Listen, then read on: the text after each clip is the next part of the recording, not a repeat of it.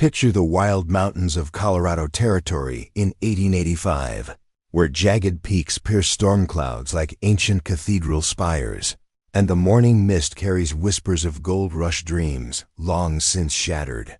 Imagine a world where bloodlines curse. Entire families, where the color of your eyes could mark you for death before you speak your first prayer. Before we jump back in, tell us where you're tuning in from. And if this story touches you, make sure you're subscribed, because tomorrow, I've saved something extra special for you. In this unforgiving landscape of mining camps and timber mills, where fortunes rise and fall with the turning of cards and the striking of veins, one woman's forbidden heritage becomes both her greatest shame and her most unexpected salvation. This is the story of faith born from rejection, of hope discovered in the darkest corners of a judgmental world, and of two souls whose shared struggle with acceptance would forge a bond stronger than the granite mountains themselves.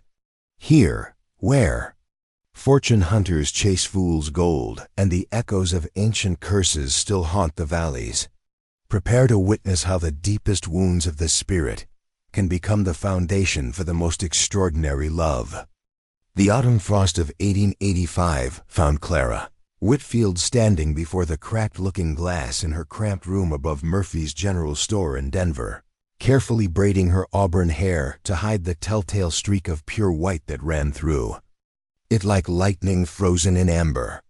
The early morning light streaming through her single window caught the unusual marking that had branded her as different, as dangerous to those who believed in the old superstitions brought across the ocean by settlers who feared what they could not understand.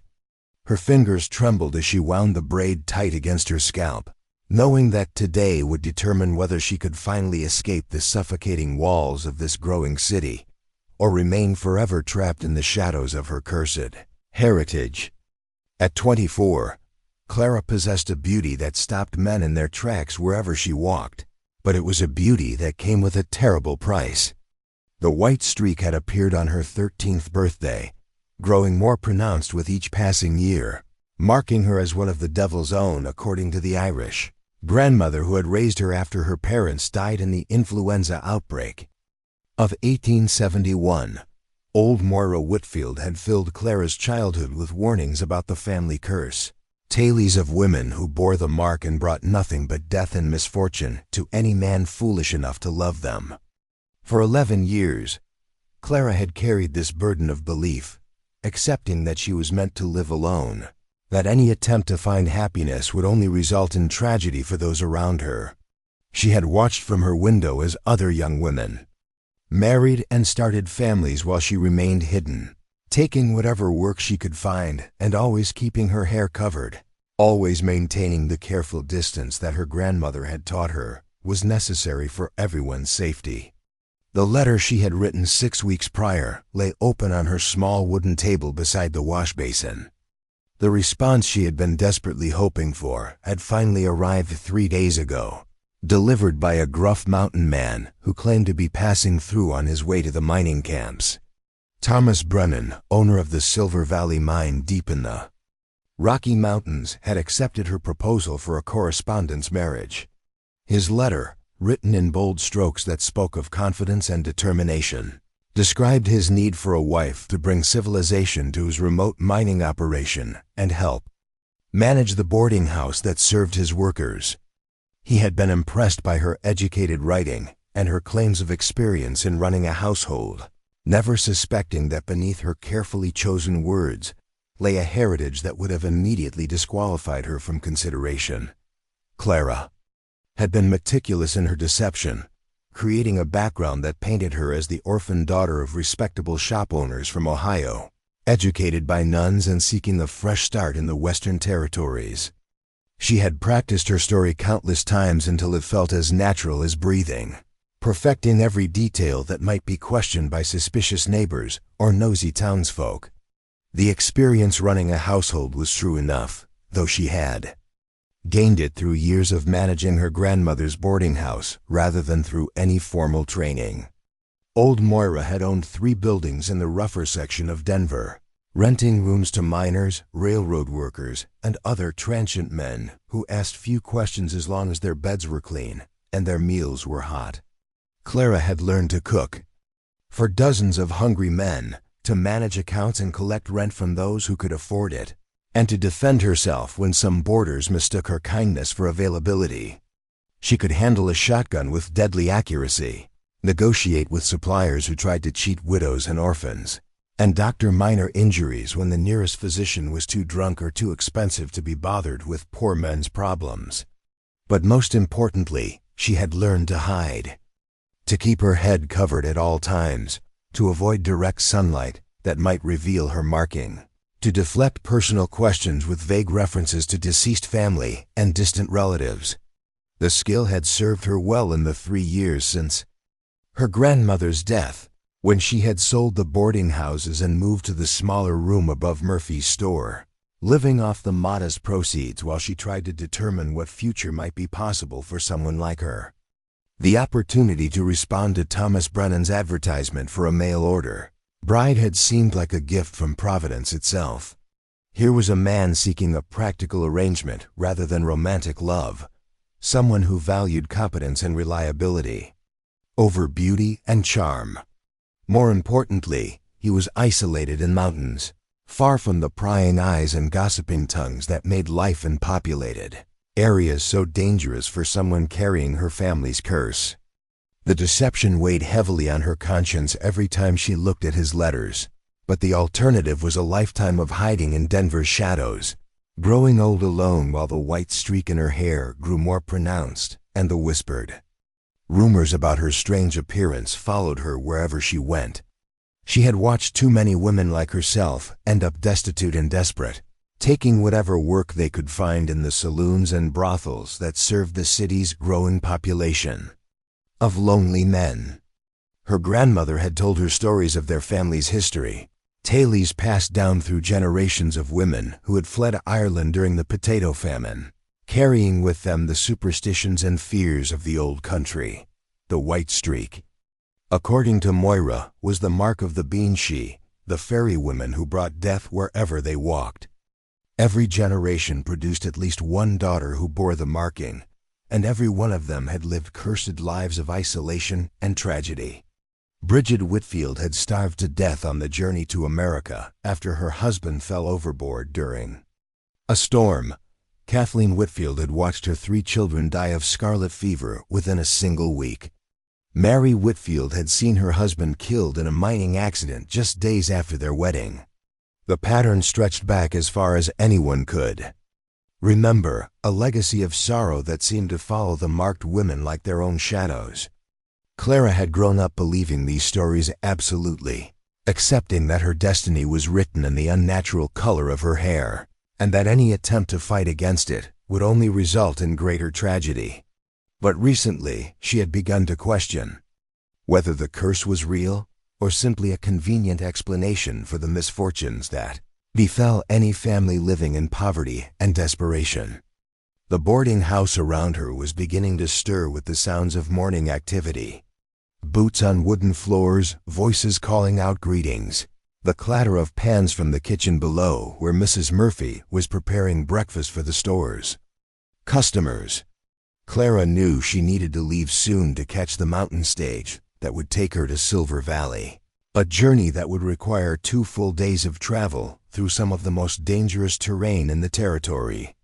She had sold nearly everything she owned to afford the passage, keeping only a small trunk containing her few good dresses, her grandmother's silver cross that was her only link to the family's Catholic heritage, and the precious collection of books that had been her constant companions through the lonely years. Most importantly, she carried the small leather pouch containing the herbs and remedies that Moira had taught her to prepare, knowledge that might prove valuable in a mining camp far from any proper medical care. As she finished her preparations, Clara caught sight of herself one final time in the cracked mirror. The woman looking back at her appeared entirely respectable, even refined. Preparing and narrating this story took us a lot of time, so if you are enjoying it, subscribe to our channel. It means a lot to us. Now back to the story. Her dark green traveling dress was well made though not expensive. Her hair was styled in the latest fashion with the white streak completely hidden, and her posture spoke of good breeding and education. No one looking at her would immediately suspect the dangerous secret she carried, and she had become expert at deflecting questions about her family background with vague references to deceased parents and distant relatives. The green eyes that marked her as Irish were common enough in the Western Territories that they would attract no special attention, and her pale complexion could be attributed to a life spent indoors rather than working in the fields. The station was already bustling with activity when Clara arrived with her small trunk. The other passengers barely glanced at her as she took her assigned seat inside the cramped coach. A traveling preacher heading to establish a new church in the mining camps, an elderly prospector returning to his claim after spending the winter in Denver, and a stern-faced woman who appeared to be someone's maiden aunt traveling to keep house for a relative. This was always the most dangerous time, those first moments when people formed their initial impressions and began the casual conversations that could lead to uncomfortable questions. Clara had learned to project an air of quiet respectability. That discouraged too much curiosity while still appearing friendly enough to avoid suspicion. She carried a small book of poetry that could serve as a prop if someone seemed inclined to chat, and she had prepared several innocuous stories about her background that could satisfy casual interest without revealing anything significant. The journey to Silver Valley would take her through some of the most spectacular and dangerous country in Colorado Territory. The stage route wound through mountain passes where bandits sometimes attacked isolated travelers, across rivers that could become raging torrents without warning, and past mining camps where desperate men might see a lone woman as an opportunity for violence or worse. But Clara had prepared for these dangers as carefully as she had prepared for the social challenges. Hidden in her petticoats was a small derringer that her grandmother had taught her to use, and sewn into the lining of her traveling bag were the gold coins that represented her entire life savings. More importantly, she carried herself with the confidence of someone who had learned to survive in dangerous circumstances, a quality that often deterred predators better than any weapon. As the stage lurched into motion, carrying her away from the only life she had ever known, Clara allowed herself a moment of doubt and hope intermingled. What would happen when Thomas Brennan discovered the truth about her heritage? Would he be like all the others, immediately rejecting her once he learned of the family curse? Or might he be different, a practical man who cared more about competence than superstition? The landscape rolling past the stage windows was harsh but magnificent. Towering peaks covered in early snow, deep valleys carved by ancient glaciers, and forests of pine and aspen that stretched as far as the eye could see. This was country that could kill the unprepared or reward the determined, land that had drawn thousands of fortune seekers and claimed the lives of hundreds who had underestimated its power. During the stops at way stations, Clara observed the other travelers and listened to their conversations, gathering information about the territory she was entering. Silver Valley, she learned, was one of the more successful mining operations in the region, established 3 years earlier when Thomas Brennan had discovered a rich vein of silver ore in what had previously been considered worthless rock. Camp had grown rapidly around his mine, attracting not only miners but also the merchants, saloon keepers, and other entrepreneurs who followed gold and silver strikes throughout the territory. By all accounts, it was a rough but relatively prosperous community, with perhaps 200 men and a handful of women scattered across the valley and the surrounding claims. Thomas Brennan, according to the conversations she overheard, was something of a local legend.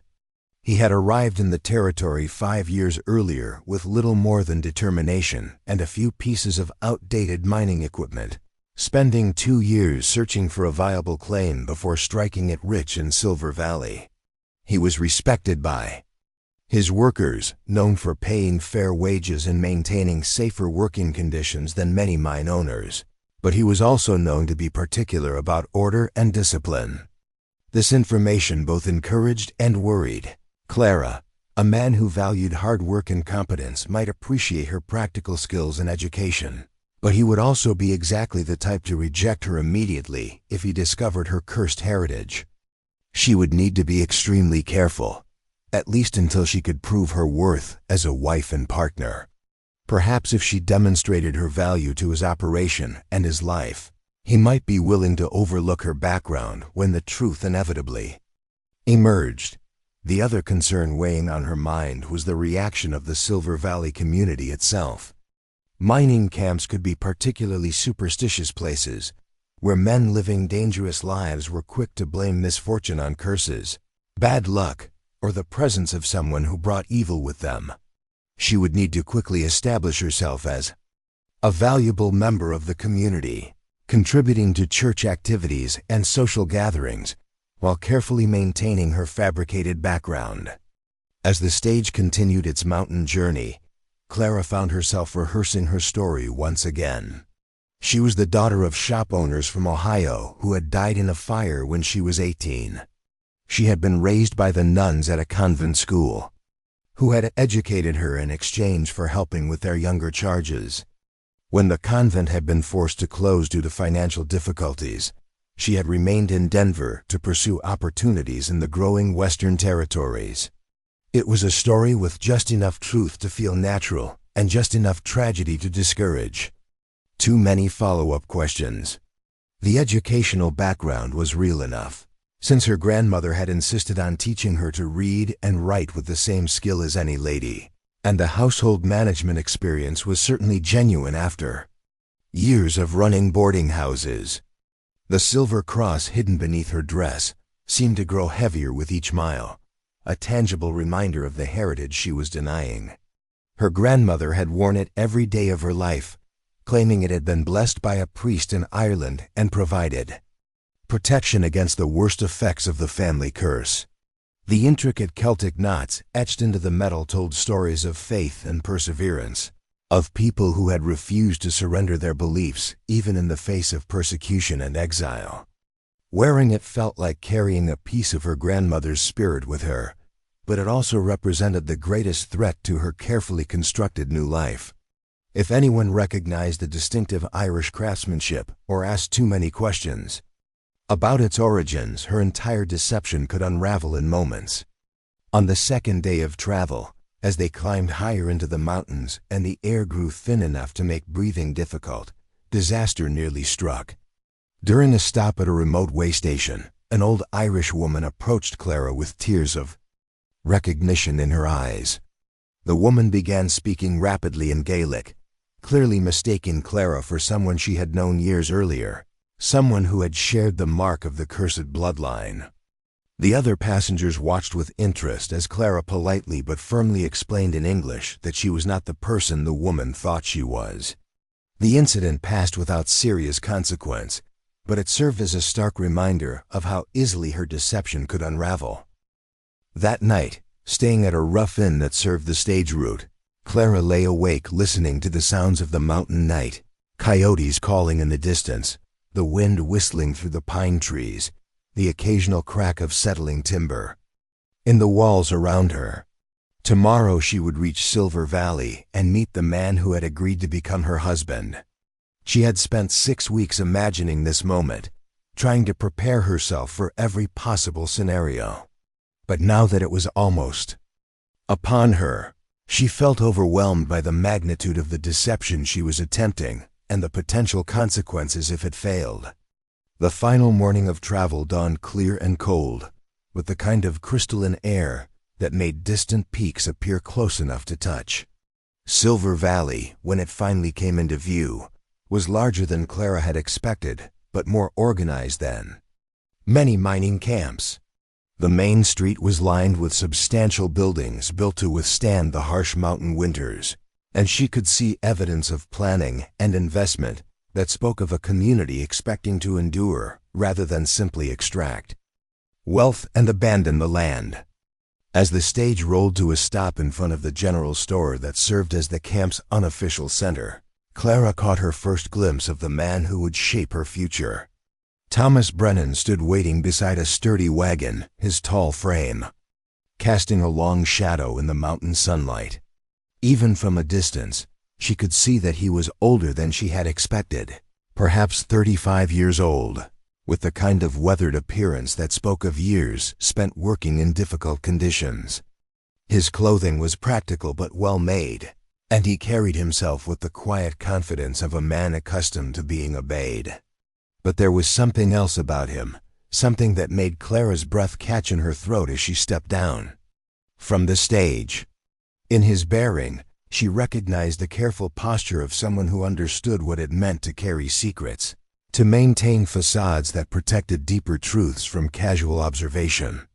More importantly, as their eyes met across the dusty main street of Silver Valley, she saw in his expression not the casual assessment of a man examining merchandise, but the careful evaluation of someone who recognized that first impressions could be deliberately misleading. Thomas Brennan, she realized with a mixture of hope and trepidation, was not the simple mine owner she had expected to meet. He was a man who understood complexity, who looked beneath surfaces, who might be capable of seeing past the deceptions that circumstances had forced her to construct. And in that moment, as their gazes held across the space that separated them, Clara wondered if perhaps her desperate gamble might lead to something far more valuable than simple acceptance. It might lead to understanding and perhaps even love, with someone who truly comprehended the burden she carried. The moment stretched between them like a suspension bridge over a mountain gorge, filled with unspoken questions and careful assessments.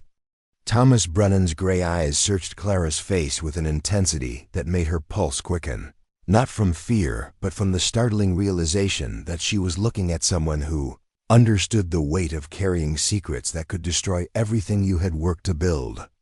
The other stage passengers bustled around them, collecting their belongings and greeting relatives who had come to meet them. But neither Clara nor Thomas seemed capable of breaking the invisible connection that had formed across the dusty street. The traveling preacher was already deep in conversation with what appeared to be members of his new congregation, while the elderly prospector disappeared into the crowd with the ease of someone returning to familiar territory. "Miss Whitfield," Thomas said, his voice carrying a slight rasp as if he too was struggling to process this unexpected development.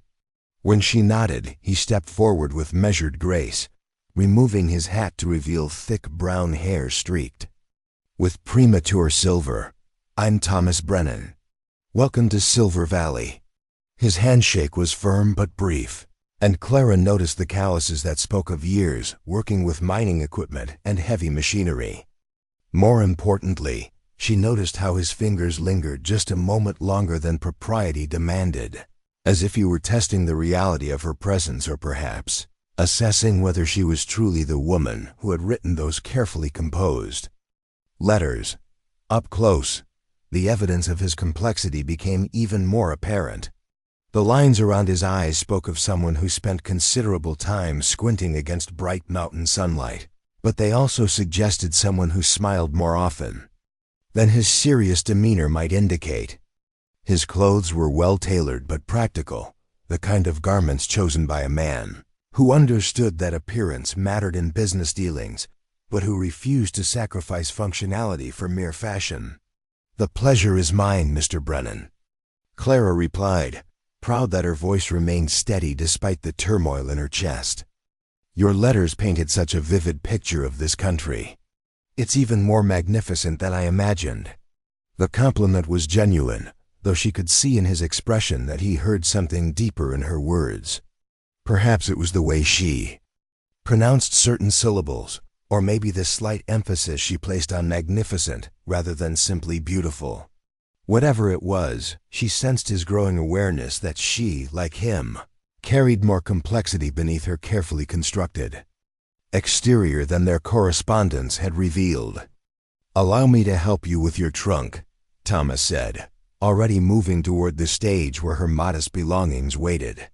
The ease with which he lifted the heavy case spoke of considerable physical strength, but it was the gentle care he took in handling her possessions that caught her attention. This was a man accustomed to treating things of value with respect, even when that value might not be immediately apparent to others. As they walked toward his wagon, Clara became acutely aware of the attention their pairing was drawing from the residents of Silver Valley. Several women had emerged from nearby buildings and were watching with barely concealed curiosity, their whispered conversations creating a soft buzz of speculation that followed them across the street. She recognized the look in their eyes, the careful assessment that would determine whether a newcomer would be accepted into their community or relegated to its margins. Mining camps attracted all kinds of people, from respectable families seeking honest work to criminals fleeing justice in more civilized territories. The established residents had learned to be cautious about newcomers, particularly women whose backgrounds might be questionable or whose presence might disrupt the delicate social balance that kept isolated communities functioning. Mrs. Ruth Caldwell, the banker's wife and unofficial social coordinator of Silver Valley, approached with the kind of determined smile that Clara had learned to recognize as potentially dangerous. The woman's steel-gray hair was pulled back in a severe bun, and her dark wool dress spoke of Eastern sensibilities adapted to frontier necessities. Everything about her demeanor suggested she considered herself the guardian of the community's moral standards. "Mr. Brennan," Mrs. Caldwell said with forced warmth, "you simply must introduce us to your lovely guest." The emphasis on guest carried just enough weight to make clear her expectation that proper courtship protocols would be observed, even in the informal atmosphere of a mining camp. "Mrs. Caldwell, may I present Miss Clara Whitfield?" Thomas replied with careful formality. "Miss Whitfield has traveled from Denver to consider my proposal of marriage." His directness clearly surprised Mrs. Caldwell, who had evidently expected a more gradual revelation of their arrangement. Clara curtsied slightly, drawing on years of observing proper social behavior during her grandmother's interactions with Denver's more respectable citizens. "I'm delighted to meet you, Mrs. Caldwell. Mr. Brennan's correspondence has given me such hope for finding a true home here in Silver Valley." Mrs. Caldwell's sharp eyes studied Clara's face with uncomfortable intensity, clearly trying to place her features in some familiar category. "Whitfield," she mused aloud. "I don't believe I'm familiar with that family name. Are you perhaps related to the Whitfields of Cincinnati? I have cousins there who might know your people." The question was a trap designed to establish Clara's social credentials and family connections, the kind of casual interrogation that could expose false backgrounds within minutes. "I'm afraid not," Clara replied smoothly. "My parents were shop owners from a small town outside Columbus. They kept to themselves mostly, focused on building their business rather than maintaining social connections." She allowed just enough regret to enter her voice to suggest that this isolation had been a source of disappointment rather than choice, implying that her family's modest circumstances had prevented them from moving in more elevated social circles. It was a careful balance, claiming respectability without grandeur, education without pretension. "How tragic about your parents," Mrs. Caldwell said, with what might have been genuine sympathy. "And you've been managing on your own since then. Such courage for one so young." The compliment carried an undertone of suspicion, because in Mrs. Caldwell's world, respectable young women did not travel unaccompanied across dangerous territory to marry strangers. "Miss Whitfield has been supporting herself by managing household operations," Thomas interjected, his tone carrying a subtle warning. "Her practical experience and education speak well of her character and capabilities." It was a gentle but firm defense, and Clara felt a surge of gratitude for his intervention. The conversation continued for several more minutes, with Mrs. Caldwell probing delicately for information about Clara's background while Thomas deftly redirected the most invasive questions, finally citing the need to reach his mind before the afternoon shift change. He guided Clara toward his wagon with polite but unmistakable finality. As they drove away from the main street, the tension that had gripped Clara's shoulders began to ease slightly. The immediate social trial was behind her, though she knew it was only the first of many such encounters she would face. Silver Valley appeared to be the type of community where everyone's business was considered everyone else's concern, and establishing her respectability would require constant vigilance. "Mrs. Caldwell means well," Thomas said after they had traveled in comfortable silence for several minutes. "But she tends to view any change to our community with suspicion. Don't let her manner discourage you. She'll come around once she sees you're here to contribute rather than cause problems." "I've encountered her type before," Clara replied carefully. "I understand the need to protect one's community from undesirable influences." She chose her words deliberately, curious to see how he would respond to the implicit acknowledgement of the social dynamics at play. Thomas's hands tightened almost imperceptibly on the reins. "Sometimes the people we're protecting ourselves from are the ones who understand us best," he said quietly. "And sometimes the greatest threats come from those who appear most respectable on the surface." The comment hung in the air between them, loaded with meaning that neither was quite ready to address directly. Clara sensed that Thomas was speaking from personal experience, that he had learned to look beyond appearances because his own life had taught him how deceiving those appearances could be. The landscape they traveled through was breathtaking in its rugged beauty. Towering peaks surrounded the valley like natural cathedral walls, while stands of aspen trees created patches of gold and silver that shimmered in the afternoon breeze. This was land that had been shaped by geological forces beyond human comprehension, carved by glaciers and sculpted by weather into something that spoke to the soul rather than merely pleasing the eye. Clara found herself responding to it in ways that surprised her, feeling a deep sense of rightness, as if she were finally seeing country that matched something fundamental in her nature. The mountains seemed to offer a kind of sanctuary that she had never found in the crowded streets of Denver, a place where the vastness of the landscape might make personal secrets seem less significant. "Your letters mention silver mining," she said, seeking safer conversational ground. "Have you been in this business long?" "About 5 years now," Thomas replied, his voice warming as he discussed his work. "I started with a small claim and barely enough money to buy proper equipment. This valley wasn't considered promising territory, which made it affordable for someone like me." Again, that careful phrasing suggested layers of meaning beneath the surface. "Someone like you?"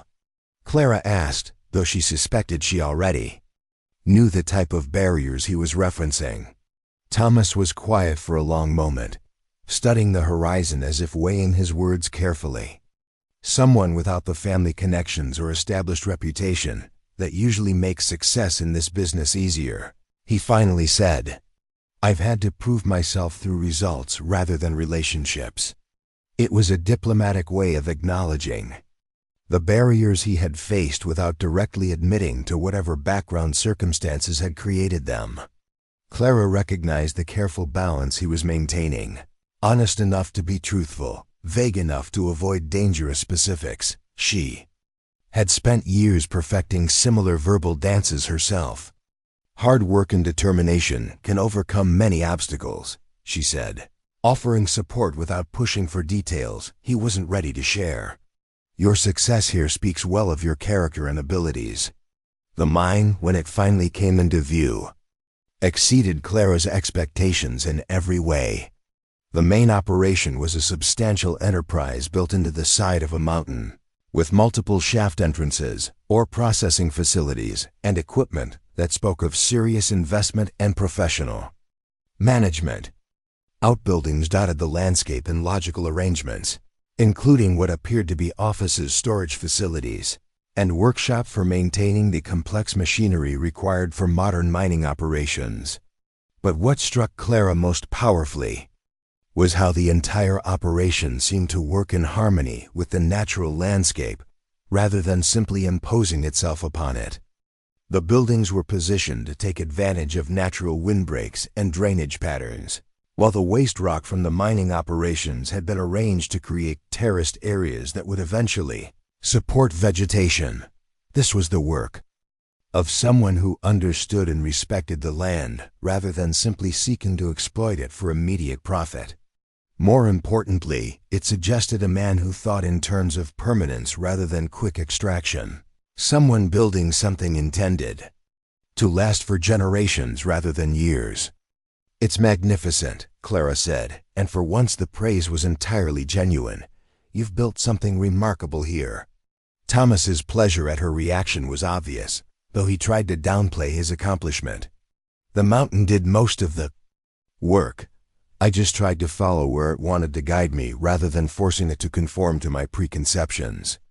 The comment revealed more about his philosophy than perhaps he intended.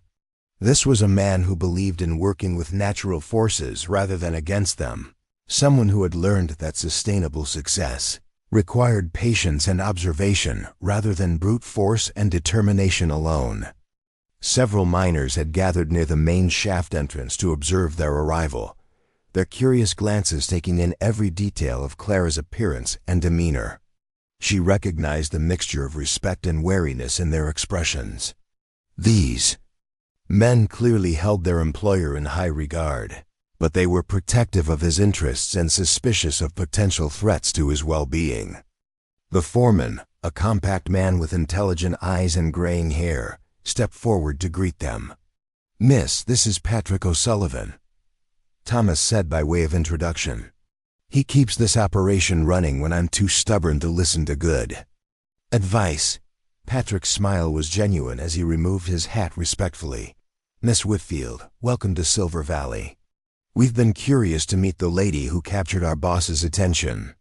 His slight Irish accent and comfortable familiarity with Thomas suggested a relationship built on mutual respect rather than mere employment.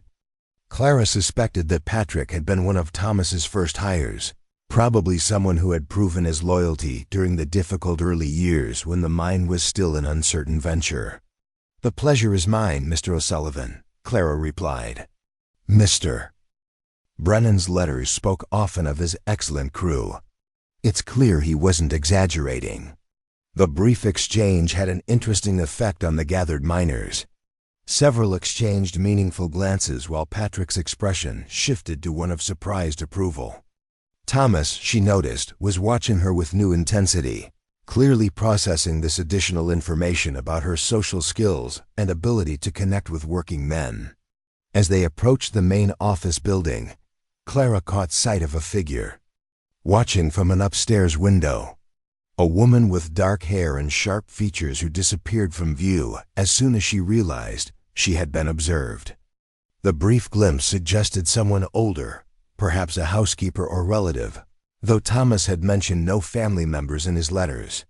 "That would be Mrs. Margaret Sullivan," Thomas explained, having followed her glance. "Patrick's sister. She's been managing the domestic side of the operation since I established the mine. Her late husband was one of my first investors, and when he passed, she refused to leave. She claims the place would fall into chaos without her supervision. And I've learned not to argue with her assessment."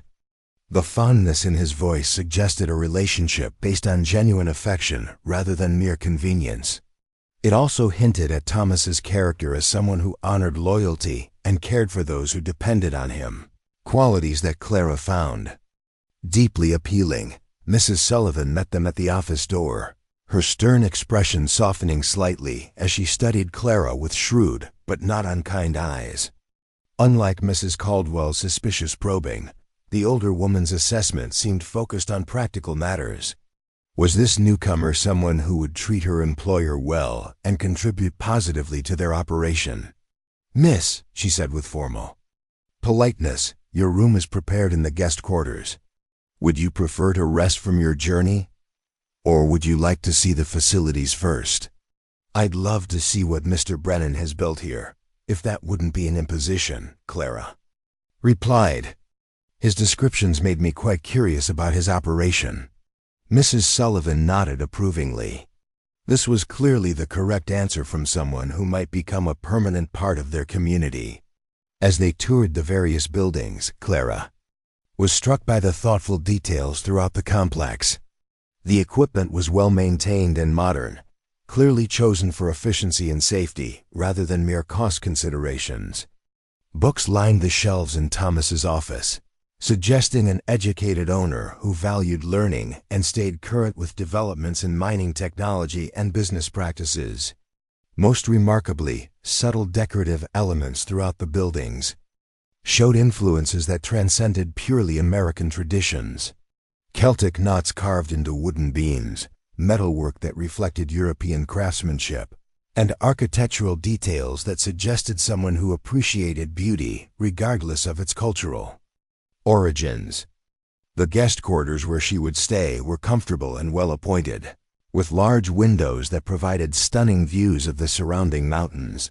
Mrs. Sullivan had placed fresh wildflowers in a simple vase on the bedside table, a touch that spoke of genuine hospitality rather than mere obligation. "Dinner will be ready in an hour," Mrs. Sullivan announced as she prepared to leave Clara to settle in. "We eat simply here, but there's always plenty." She paused at the door, studying Clara with the direct gaze of someone accustomed to making quick but accurate judgments about character. "Mr. Brennan is a good man," she said finally. "He deserves happiness." The comment was both a welcome and a warning. Mrs. Sullivan was prepared to accept Clara into their community, but any betrayal of her employer's trust would not be tolerated. It was a position Clara could respect and appreciate, even as it added another layer of pressure to her already precarious situation. Alone in the room, she finally allowed herself to fully process the extraordinary developments of the day. Not only had she successfully navigated the initial social challenges of arriving in Silver Valley, but she had discovered hints that Thomas Brennan might be more understanding of complex backgrounds than she had dared to hope. The careful way he spoke about overcoming barriers, the thoughtful integration of different cultural elements in his buildings, the respect he showed for people regardless of their social status, everything suggested a man who had learned to look beyond surface appearances because his own experience had taught him how misleading those appearances could be. But this revelation, while offering hope for understanding and acceptance, also brought new concerns. If Thomas had faced his own challenges with social acceptance, her deception might be seen as a betrayal of the trust he was extending, and if her cursed heritage was discovered, it might not only destroy her own prospects, but potentially damage his standing in the community as well. As she unpacked her few belongings, carefully hiding her grandmother's silver cross beneath her other jewelry, Clara found herself facing a dilemma she had not anticipated. She had come to Silver Valley expecting to maintain her deception indefinitely, building a life based on the false identity she had constructed. But the possibility of genuine connection with someone who might actually understand her struggle introduced complications she had never considered. Could she build a real marriage on the foundation of a lie, even if that lie was designed to protect them both? And more importantly, did she have the right to make that choice for Thomas, who clearly had his own reasons for being careful about trust and personal revelations?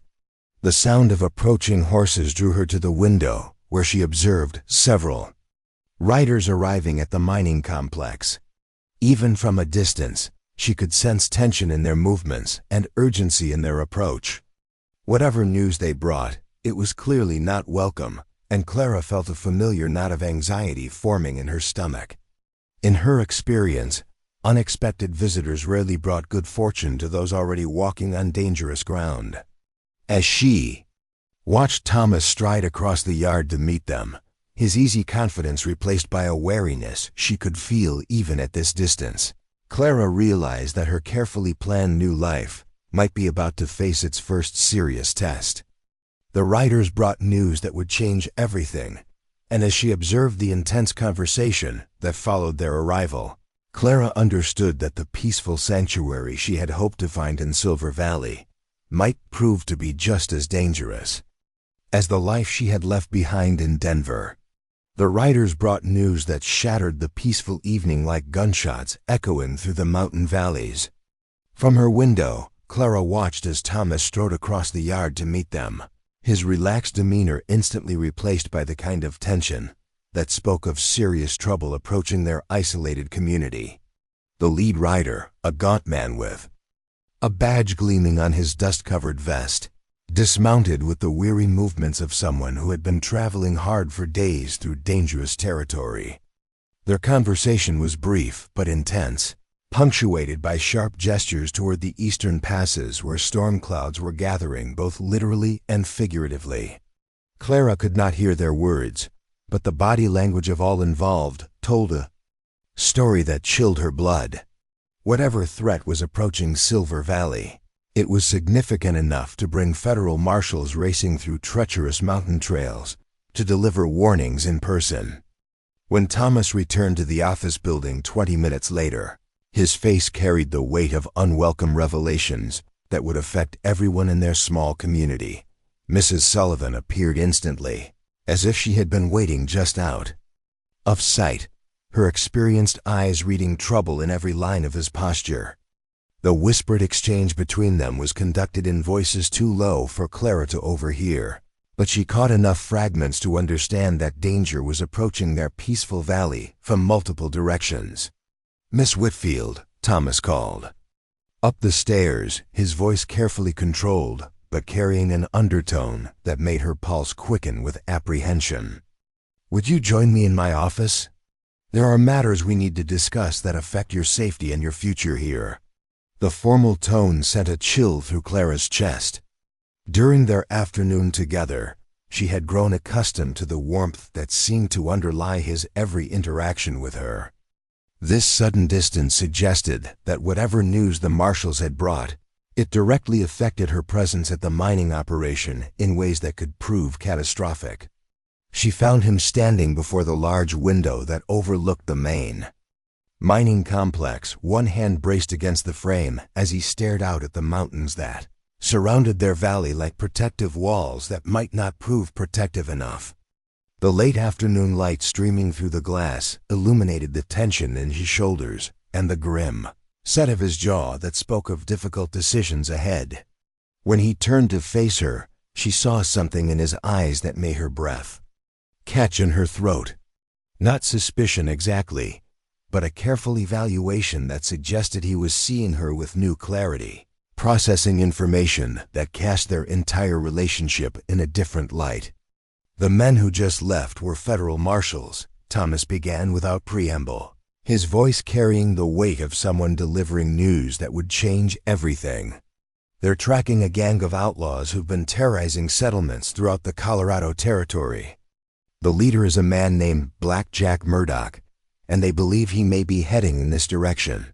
Clara's blood turned to ice water at the mention of that name.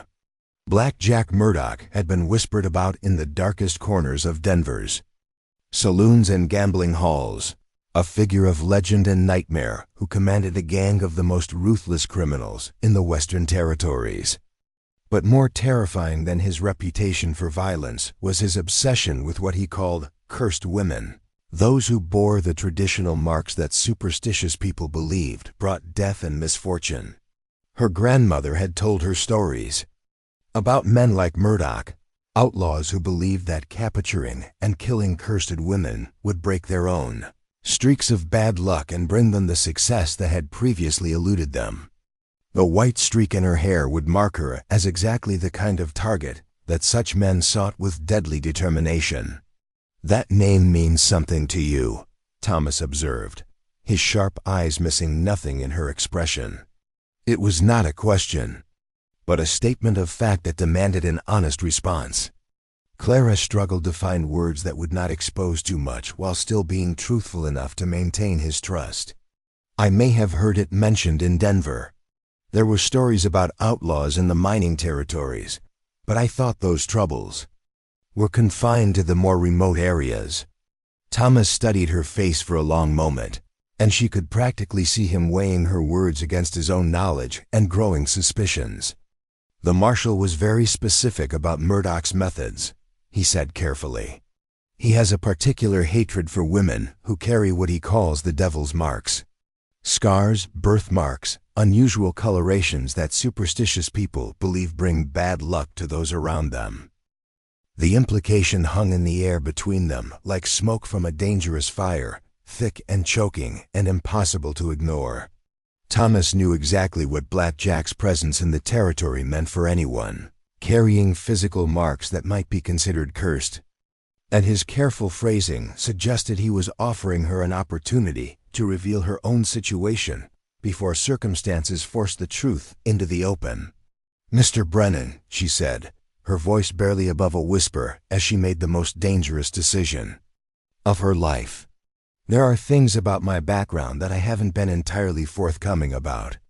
I never intended to deceive you maliciously, but survival sometimes requires careful editing of the truth.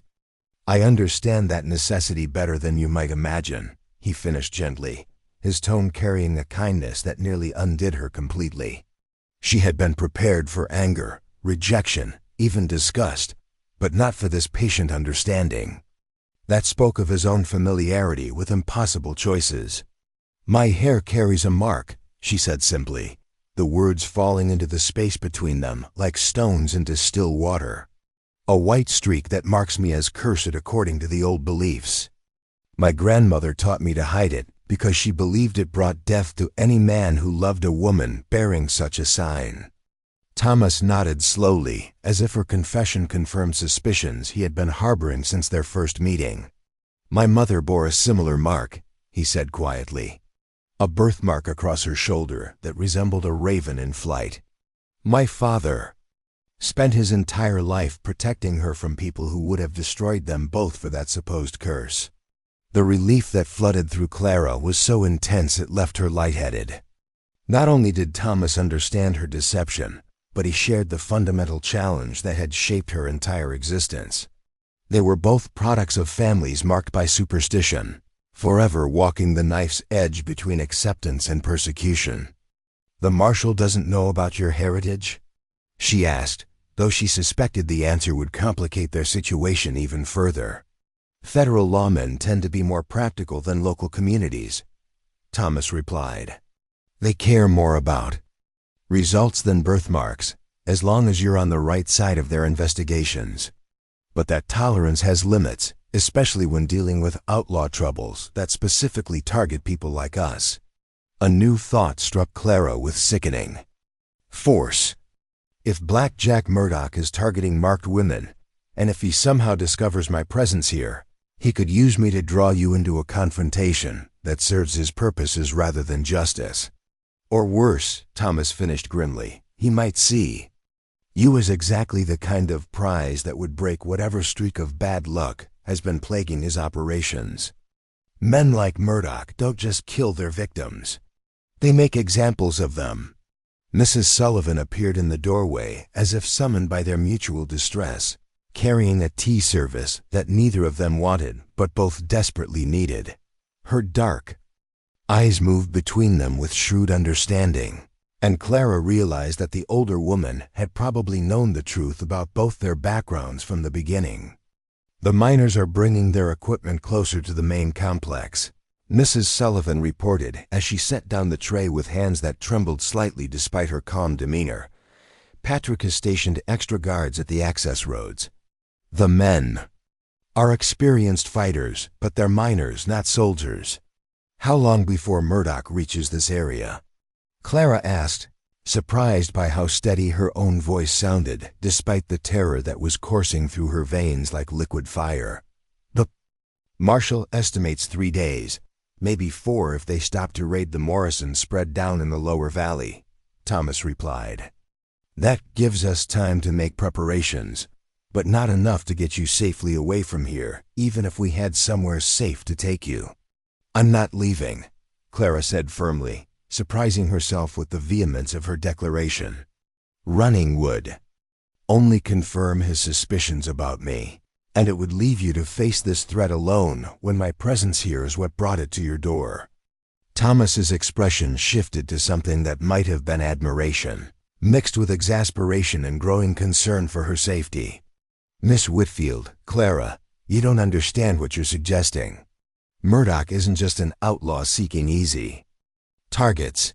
He's a man driven by a very specific kind of obsession, And that obsession focuses particularly on women like you who have tried to build normal lives despite their supposed curses. Then perhaps it's time someone stood up to that obsession, she replied, feeling her grandmother's stubborn courage rising in her chest like a tide of determination. I've spent my entire life hiding from who I am, letting fear dictate every choice I make. Maybe that changes now. Mrs. Sullivan made a sound that might have been approval or concern while Thomas ran a hand through his hair in obvious frustration at her unwillingness to seek safety in flight. This isn't about courage, Clara. It's about survival. And survival sometimes means choosing your battles carefully rather than fighting every injustice that comes your way. I chose my battle the moment I stepped off that stage in Silver Valley, she said quietly but with absolute conviction. I chose it when I decided to stop running from my heritage and start looking for a place where it might actually be accepted rather than feared. The conversation was interrupted by the thunder of approaching hoofbeats. That sent everyone in the room to the windows. Patrick O'Sullivan burst through the office door without ceremony, his usually calm demeanor replaced by urgent alarm that spoke of immediate danger approaching their isolated community. "Boss, riders approaching from the South Trail," he announced, breathlessly. "Not Murdoch's gang, but their flying territorial colors. Looks like your brother has finally decided to pay a visit." Thomas's jaw tightened with what appeared to be resignation mixed with dread. "Captain Brennan?" he asked grimly, though his tone suggested he already knew the answer. "Aye, looks like the same arrogant bearing and military precision," Patrick confirmed. "Should I tell the boys to make themselves scarce until we know what he wants?" Clara felt the ground shift beneath her feet as she processed this new complication. Thomas had never mentioned having a brother, much less one in the territorial militia. The careful way Patrick had phrased his announcement suggested this was not a welcome family reunion, and the timing could hardly be worse given their current circumstances. "Your brother is a military officer?" she asked, though the answer was already becoming clear from Thomas's expression. "Captain William Brennan, currently stationed at Fort Collins," Thomas replied, his voice flat with suppressed emotion and old grievances. "We haven't spoken in 3 years, not since he made it clear that my choice to live openly, despite my family's history, was an embarrassment to his military career." Through the window, Clara could see a small column of territorial soldiers approaching the mining complex in perfect formation. The officer leading them sat his horse with military precision that was visible even at a distance, his uniform crisp despite the long ride through mountain terrain. Even from afar, she could see the family resemblance in the way he carried himself. But where Thomas projected quiet confidence, this man's bearing seemed designed to intimidate and command immediate respect. "He's heard about Murdoch," Thomas said grimly as he watched the approaching soldiers. "The question is whether he's here to help protect the community or to make sure I don't complicate the Army's efforts to capture the outlaw. Would he really prioritize military objectives over your safety?" Clara asked, though she suspected she already knew the answer from Thomas's expression. "William has always believed that personal considerations should be subordinated to larger duties," Thomas replied with bitter experience. "He sees my refusal to hide my family's history as a character flaw that undermines respect for law and order in frontier communities." Captain William Brennan dismounted with parade ground precision, handing his reins to one of his men before striding toward the office building with purposeful determination. His gaze swept the mining complex with professional assessment, noting defensive positions and potential vulnerabilities with the eye of someone trained to evaluate military situations. When his eyes fell on Clara standing beside his brother in the office window, she saw a flicker of surprise followed by what might have been concern or calculation. The intensity of his scrutiny made her acutely aware that her presence here would complicate whatever agenda had brought him to Silver Valley. "Thomas," William said with formal politeness as he climbed the steps to the office building, his tone carrying years of unresolved conflict, I see you have a guest. Miss Clara Whitfield, Thomas replied with equal formality, the careful distance between the brothers apparent in their every interaction. My intended bride. Clara, this is my brother William. The introduction hung in the air like a challenge, with both men clearly prepared for conflict over issues that went far deeper than simple family disagreements.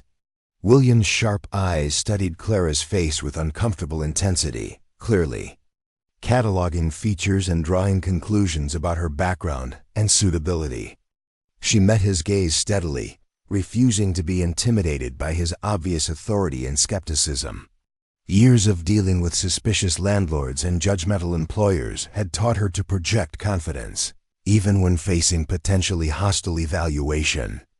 Miss Whitfield, William said with a slight bow that managed to be both respectful and condescending. I trust your journey to our remote territory was pleasant despite the current troubles. Quite pleasant, thank you, she replied smoothly, recognizing the probe for information about her awareness of the danger that had brought him here. Your brother has been most welcoming, and the country is even more magnificent than his letters suggested. I'm sure it is, William said, though his tone suggested that magnificence was hardly the most important consideration given their current circumstances. Thomas, we need to talk privately about the situation that's developing in this territory. Anything you need to say to me can be said in front of Miss Whitfield, Thomas replied evenly, his refusal to be excluded from important decisions clear in his voice. She's going to be part of this community, and she has a right to know what threats we're facing. William's expression tightened with frustration at his brother's unwillingness to follow military protocols that would have excluded civilians from sensitive discussions. Very well. I'm here because the territorial government is concerned about the deteriorating security situation in this region. Murdoch's gang has been growing bolder, and there's pressure from Washington to resolve this matter quickly and decisively.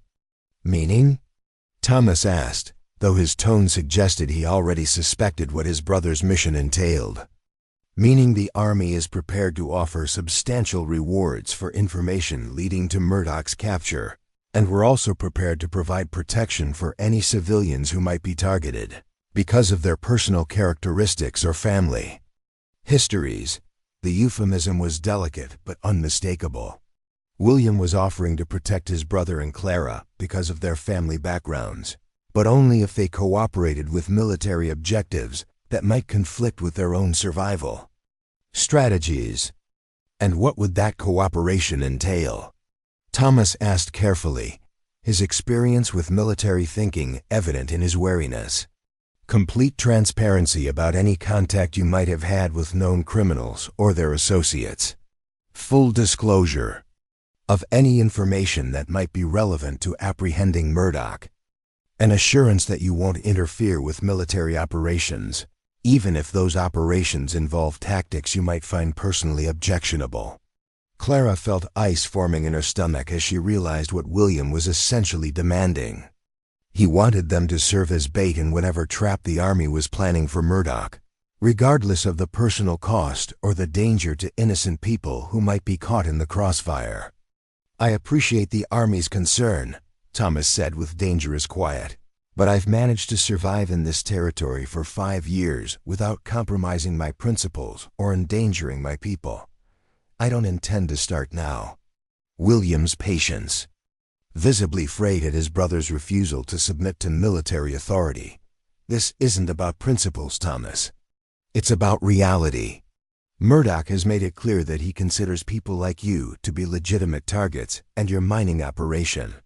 Your workers, your entire community are all at risk because of choices you've made about how to live your life. Then I'll defend them, Thomas replied simply, his commitment to protecting those who depended on him absolute and unwavering. Against a gang of experienced killers with a handful of miners and whatever assistance Miss Whitfield might provide. William's eyes narrowed as he studied Clara again, clearly questioning what contribution she could possibly make to their defense. The insult was subtle but unmistakable, and Clara felt her temper flare despite the dangerous circumstances. "I may not be a soldier, Captain Brennan, but I'm not helpless either. And I certainly won't be responsible for your brother compromising his integrity to satisfy military expedience." William's eyebrows rose slightly at her spirited response, surprise replacing some of the condescension in his expression. "Miss Whitfield, I mean no disrespect, but this situation is more dangerous than you realize. Murdoch doesn't distinguish between combatants and civilians when it comes to people he considers marked by curses or supernatural influences." "Then perhaps," Clara said quietly, her voice carrying a steel that surprised even her, "it's time someone taught him that heritage and physical marks aren't curses to be feared, but simply part of the natural diversity that makes people human." The challenge in her words was unmistakable, and both brothers stared at her with expressions of mingled admiration and alarm. She had essentially declared her intention to stand and fight rather than flee or compromise, a position that would force them all to confront the fundamental question of how much they were willing to sacrifice to maintain their carefully constructed lives. The tension that had been building since Captain William Brennan's arrival reached a breaking point the following morning when Patrick O'Sullivan discovered fresh tracks along the perimeter of the mining complex. The distinctive boot prints and horse markings told a story that chilled everyone who could read such signs. Black Jack Murdoch's scouts had been watching the Silver Valley operation throughout the night, cataloging defenses and counting the number of people inside the compound. Clara stood in the mining office beside Mrs. Sullivan, methodically cleaning and checking the small arsenal of weapons that had been assembled on the heavy oak table. Her hands moved with practiced efficiency, a skill learned during the dangerous years when her grandmother had moved them frequently between boarding houses, always prepared for the possibility that their carefully maintained secrets might be discovered and force them to defend themselves against those who believed cursed women deserved violence. "Your grandmother taught you to handle firearms," Mrs. Sullivan observed, noting the confident way Clara examined the cylinder of a small pistol that Thomas had provided for her protection. It was not a question but a statement of recognition from someone who understood the harsh realities that frontier women faced. She said a woman who could not protect herself was at the mercy of every man who wanted to use her.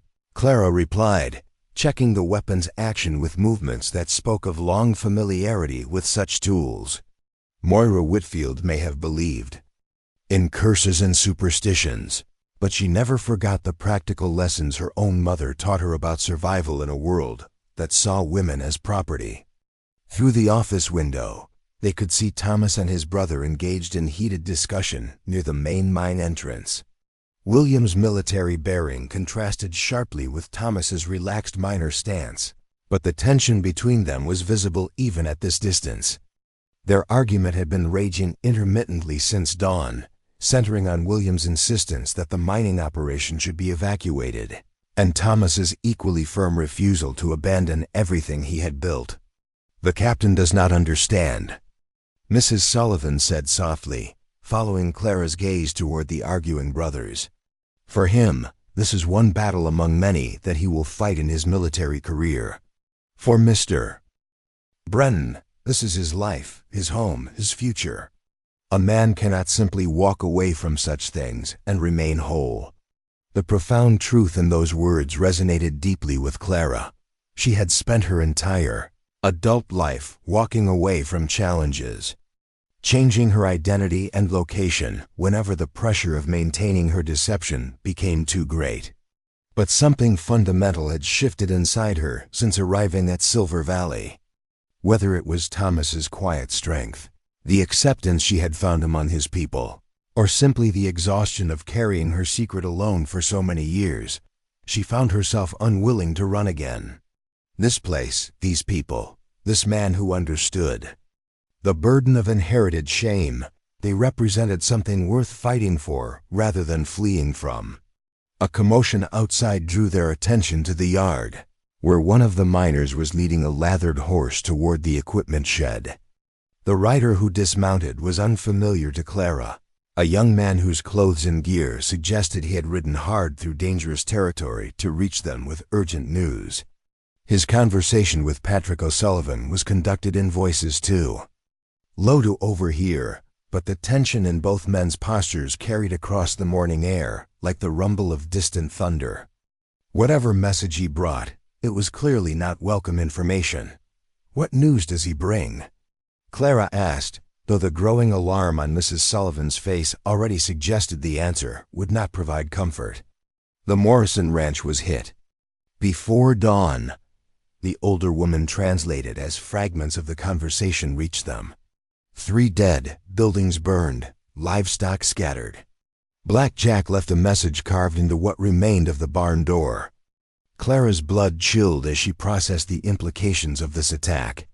The Morrison Ranch lay directly between Silver Valley and the main territorial roads, meaning that Murdoch was not simply passing through their area, but systematically eliminating potential resistance as he approached his real target. "What did the message say?" she asked, though something in Mrs. Sullivan's expression suggested she already knew the answer would be personal and terrifying. "The cursed witch burns next," Mrs. Sullivan whispered, crossing herself reflexively as she spoke the words that confirmed their worst fears. "He knows you are here, miss. He knows about your marking, and he is coming specifically for you." The brutal reality of their situation crystallized in Clara's mind with terrifying clarity. This was not simply about outlaw raids or territorial conflicts. Black Jack Murdoch was conducting a personal campaign against women like her, systematically hunting down those who bore the traditional marks that superstitious people believed brought death and misfortune to their communities. The fact that he had specifically mentioned a cursed witch meant that someone had provided him with detailed information about her presence in Silver Valley, possibly even describing the white streak that she had worked so hard to conceal. The betrayal implicit in such intelligence cut deeper than the physical threat, because it meant that someone in their community had sold her safety for whatever reward Murdoch was offering. William Brennan's voice rose sharply in the yard as Patrick delivered the news about the Morrison Ranch attack. The captain's military training was clearly warring with his concern for his brother's safety, creating a conflict that showed in every tense line of his body. When he gestured emphatically toward his small troop of soldiers, Clara could read the argument even without hearing the words. He was offering to escort them to safety at Fort Collins, an offer that Thomas was obviously rejecting with the same stubborn determination that had built his mining operation from nothing. The sight of the two brothers locked in conflict over her fate filled Clara with a mixture of guilt and determination that surprised her with its intensity. "Your intended husband is a stubborn man," Mrs. Sullivan observed with what might have been admiration mixed with concern. Like his father, who would not bend even when bending might have saved lives and prevented heartbreak. "Tell me about his father," Clara said, recognizing an opportunity to better understand the man she was supposed to marry and the family dynamics that had shaped his character. Thomas had mentioned his parents briefly, but the emotional weight behind those references suggested stories that carried deep significance for understanding his choices. Mrs. Sullivan settled into a chair beside the office table, her weathered hands folding over her apron as she prepared to share memories that clearly held profound meaning for everyone who had known the previous generation. "Michael Brennan was a man caught between worlds, much like you and Mr. Thomas. He came to this territory as a young surveyor working for the railroad company. But when he met Rose, everything in his life changed direction." The older woman's eyes grew distant as she recalled events from decades past, her voice taking on the cadence of someone sharing a story that had been told many times but never lost its emotional power. Rose bore the mark of the raven across her shoulder, a birthmark that looked exactly like a bird in flight. The Irish called such markings the touch of the Morrigan, the goddess of war and death. Their marriage scandalized everyone who knew them, the railroad bosses, the territorial authorities, the local settlers who believed she would bring disaster to their community. What happened to them? Clara asked, though she suspected the story would not have a happy ending given the shadows that seemed to follow families like theirs through generations. They had 15 good years together before the Indian troubles escalated in this region. Mrs. Sullivan continued, her voice growing heavier with the weight of remembered tragedy. Rose was killed during a raid on a neighboring settlement, not by hostile tribes, but by white vigilantes who saw her as a threat because of her heritage and the superstition surrounding her birthmark. The parallel to Clara's own situation was unmistakable and terrifying. Here was proof that the dangers she faced were not imaginary products of her grandmother's fears, but real threats that had claimed the lives of women who shared her supposed curse.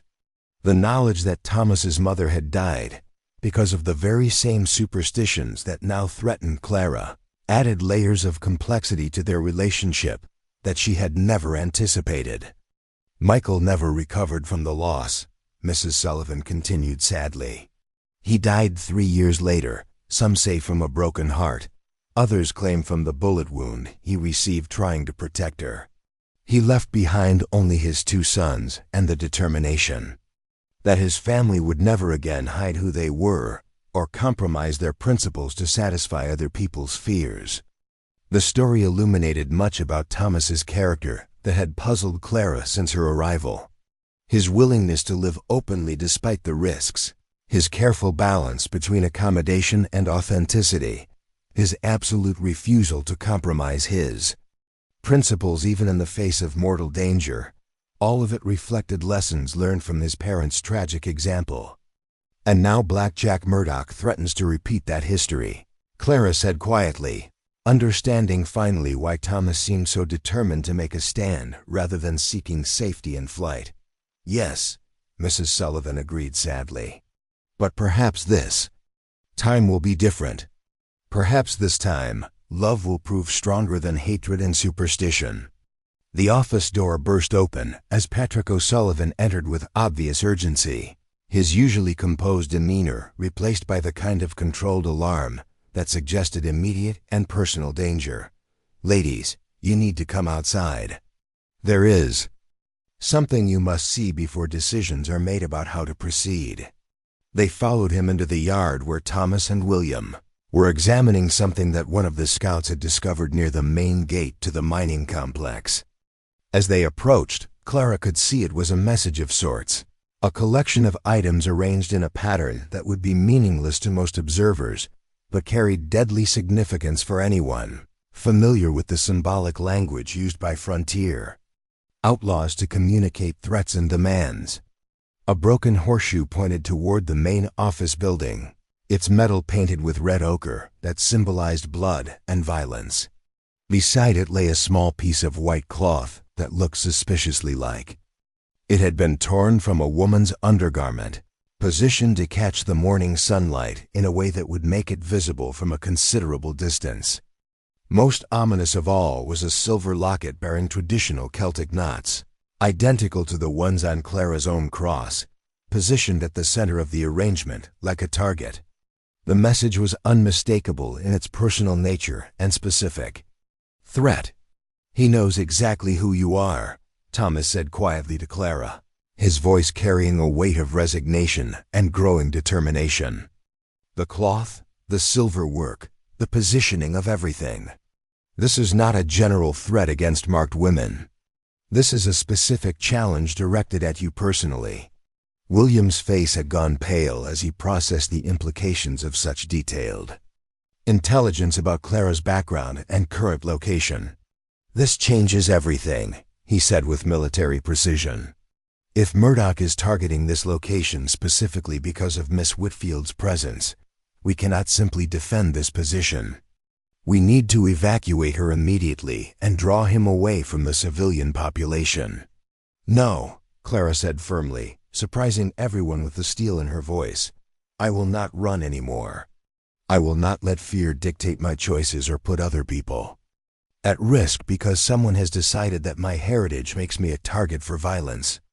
Miss Whitfield, William began with forced patience, his military training evident in his attempt to manage what he clearly saw as civilian hysteria. "You do not understand the tactical situation we are facing. Murdoch has chosen this ground because it favors his methods of warfare. The mining complex is isolated, defensible to a point, but ultimately vulnerable to the kind of sustained assault he specializes in conducting." "Then we make our stand here," Thomas said quietly, his decision clearly made despite his brother's objections. "This is our home, our land, our life that we have built together. If Black Jack Murdoch wants to destroy it, he will have to go through all of us to accomplish his goal." The declaration sent a chill through the assembled group as the full implications of such a decision became clear. Mrs. Sullivan crossed herself again while Patrick nodded grimly, already calculating defensive positions and ammunition supplies. William's expression shifted through frustration, resignation, and finally a kind of reluctant admiration for his brother's unwavering resolve. "If you are determined to make this fight," the captain said finally, his military professionalism overriding his personal concerns, "then we need to approach it properly. My men are trained soldiers, not miners or civilian defenders.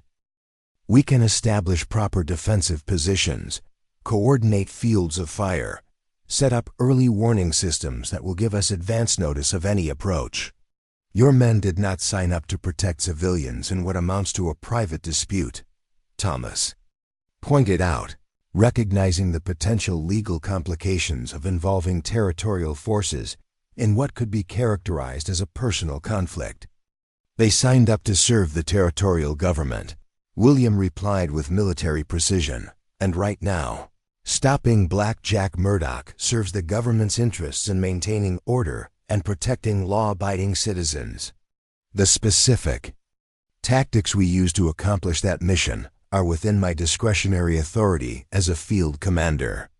It was a thin justification that probably would not withstand official scrutiny if the situation went badly, but it offered a legal framework for William to help defend the mining operation without openly defying his orders or abandoning his military obligations.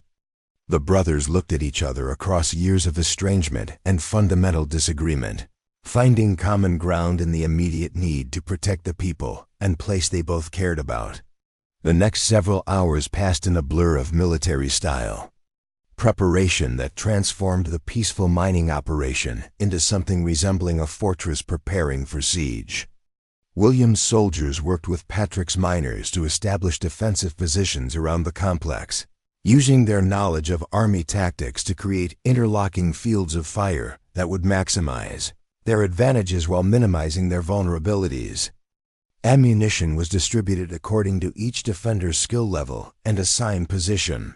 Escape routes were planned for various scenarios, and contingency plans were developed for different types of assault that Murdoch might attempt.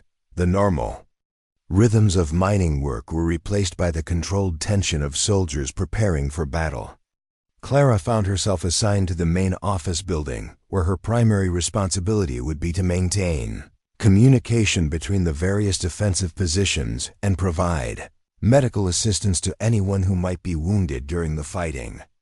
It was a role that kept her relatively protected while acknowledging her shooting skills and practical experience, and she suspected it had been carefully chosen to satisfy both Thomas's protective instincts and her own insistence on participating in their defense. As afternoon faded toward evening, the mining complex took on the appearance of a military installation preparing for an extended siege. Sentries were posted at strategic locations throughout the valley, horses were moved to protected areas where they could not be easily targeted, and essential supplies were stockpiled in the main buildings where they would remain accessible even under hostile fire. The normal sounds of industrial activity had been replaced by the quiet efficiency of people preparing for violence, creating an atmosphere of tension that affected everyone in the community. Even the most experienced miners, men who had faced cave-ins and equipment accidents without flinching, seemed subdued by the knowledge that they were about to face human enemies intent on killing them. "Do you think he will come tonight?" Clara asked Thomas as they stood together on the covered porch outside his office, watching the sun set over the mountains that surrounded their valley like protective walls that might not prove protective enough. Murdoch operates according to his own schedule and psychological strategy, Thomas replied thoughtfully, his gaze fixed on the distant ridgelines, where the last light of day was painting the peaks in shades of crimson and gold. He might wait. Days to let the tension build and wear down our defenses, or he might strike before we finish our preparations.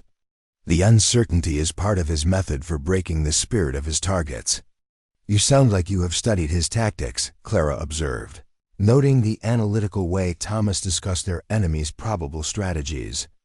I have made it my business to understand the threats that operate in this territory, Thomas admitted. When you choose to live openly despite carrying the kind of heritage that makes you a target, you learn to prepare for the worst while hoping for something better. The conversation was interrupted by a shout from one of the sentries posted on the ridge above the main mining complex. Riders were approaching from the North Trail, moving fast and making no attempt at concealment or stealth. For a moment, everyone tensed for the assault they had been expecting, weapons appearing in hands with practiced speed. But the riders carried torches that created pools of flickering light in the gathering darkness, and they flew a white flag that suggested negotiation rather than immediate attack. The sight of that flag created a different kind of tension, because it meant that Murdoch wanted to talk before fighting, which could indicate either weakness or some kind of trap designed to lower their defenses. He wants to parley, William observed grimly as he joined them on the porch, his military experience evident in his immediate assessment of the tactical implications. That is either very good news or very bad news, and I am not certain which possibility I would prefer.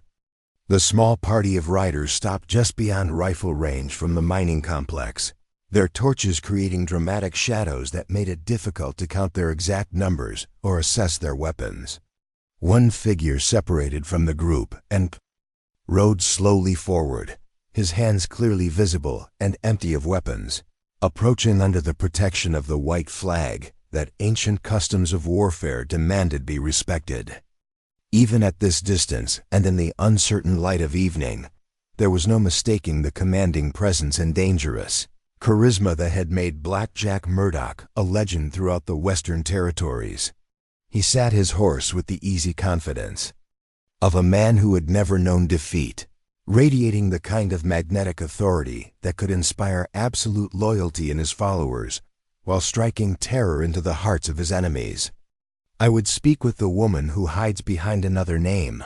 His voice carried clearly across the evening air, speaking in English but with an accent that suggested origins far from the American frontier.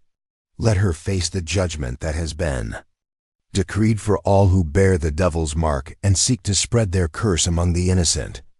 The challenge was unmistakable, delivered with the formal precision of someone who understood the psychological impact of ritual and ceremony.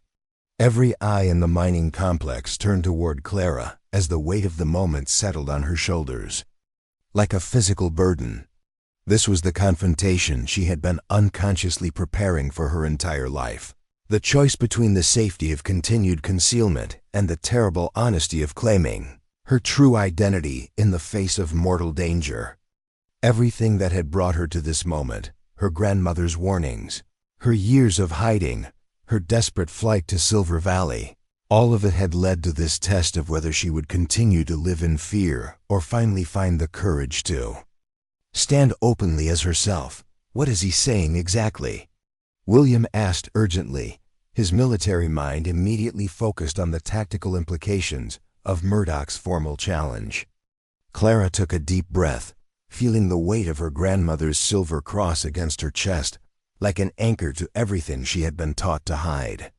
He is calling me out, she said quietly, her voice carrying a calm certainty that surprised even her. He wants me to face him as a cursed woman, not as the respectable frontier bride I have been pretending to be. You are absolutely not going out there, Thomas said firmly, his protective instincts overriding every other consideration. I will not let you sacrifice yourself to satisfy his twisted obsession with superstition and violence. Actually, Clara replied, surprising herself with her unwavering determination, I think that is exactly what I am going to do. Not to sacrifice myself, but to finally stop running from who I am and start fighting for the future I want instead. Of the one I have been taught to fear. The silence that followed her declaration stretched like a bowstring drawn to its breaking point, with every person present staring at her with expressions ranging from admiration to outright horror. The idea of walking into the darkness to face Black Jack Murdoch seemed like suicide to most of them.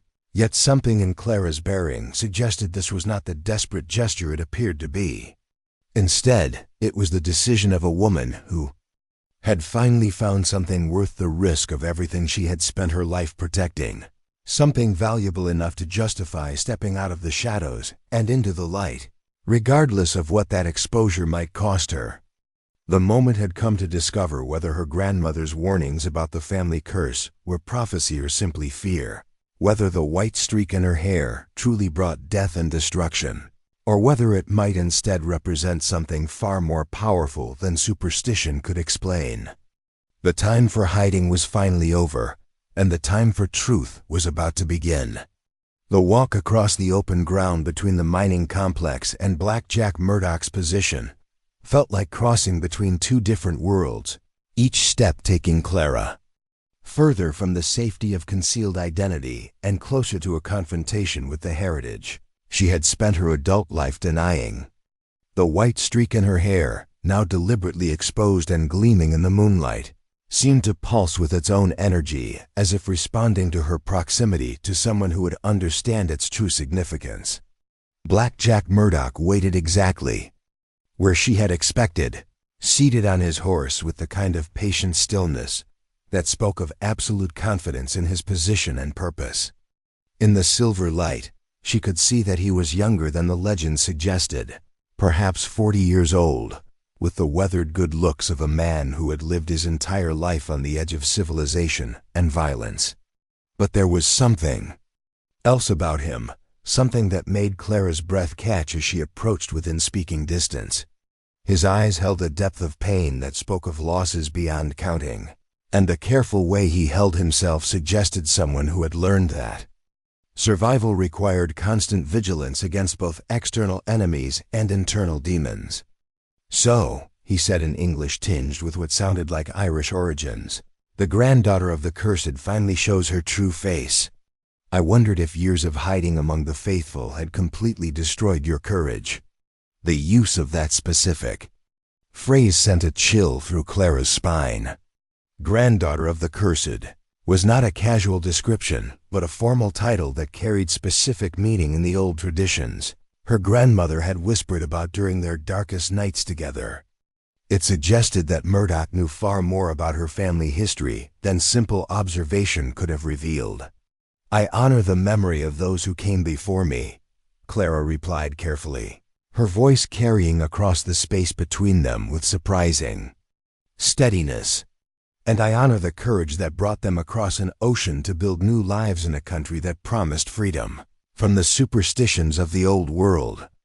Murdoch's expression shifted slightly, perhaps recognizing that this conversation would be more complex than he had anticipated.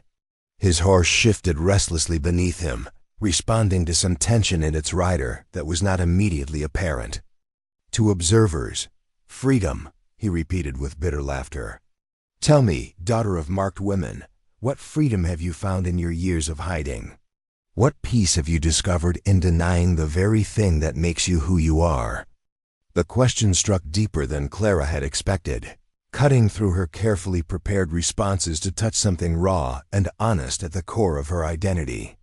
For a moment, she found herself genuinely considering his words rather than simply trying to survive the encounter. I found the freedom to choose my own path, she said finally.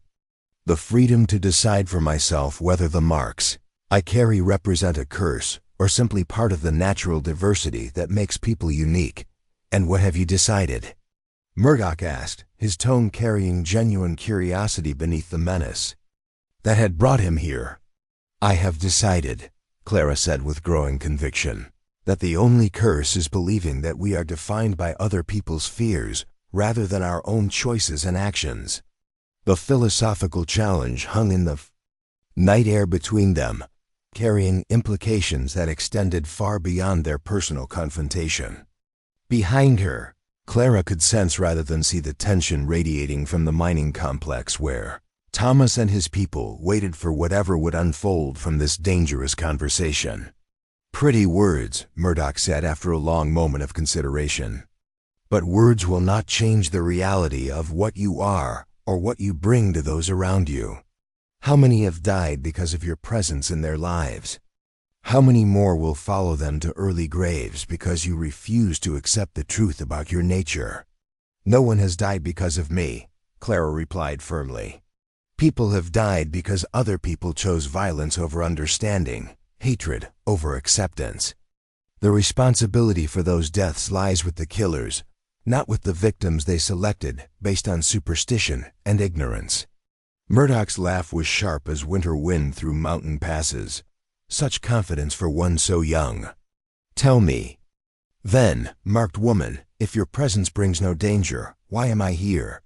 Why have I spent weeks tracking you through the mountains, if not because your very existence threatens the natural order of things?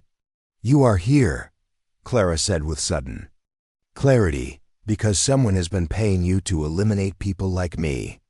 This is not about curses or supernatural threats. This is about money and the kind of men who profit from keeping communities divided by fear. The accusation clearly struck home in ways that Murdoch had not expected. His carefully maintained composure flickered for a moment, revealing something uglier beneath the facade of mystical purpose.